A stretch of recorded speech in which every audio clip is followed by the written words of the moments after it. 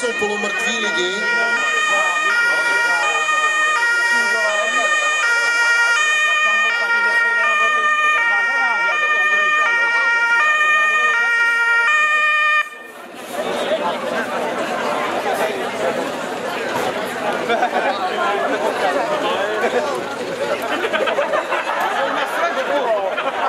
Je nascanej.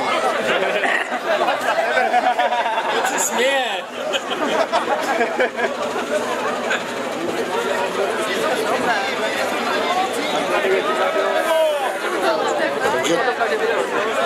Braňte se toho, abyste se do téhle situace dostali.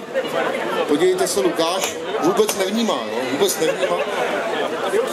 Hasič bere montajznu, nestačí mu,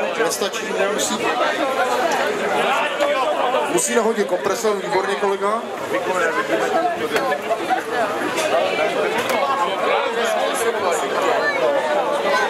Dveře jsou asi zaklíněné, zavařené. Chlapi se to vůbec nebojí. Udělají si díru na kleště.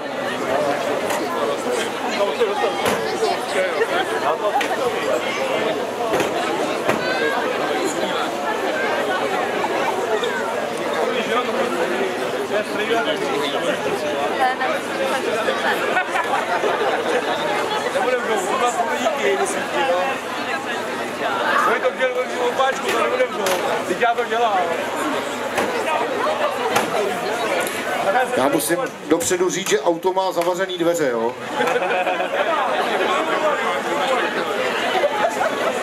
Pověřili jsme Agra Dešná dílna.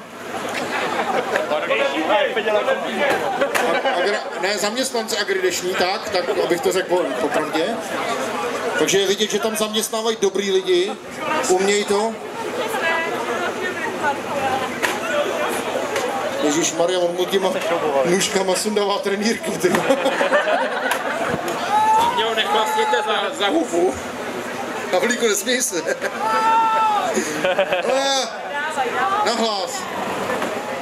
Já bych ho vyrval z okna. Hele. No. To má ještě reprobedny, podívejte se. Repráky pěkný.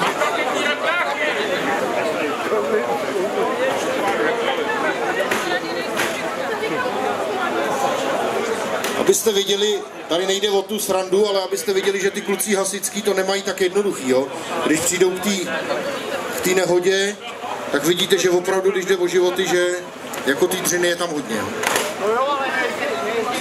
A jde o vteřiny. A tady říkám, tady je to recese a sranda, že jsme to jako trochu zavařili, ale...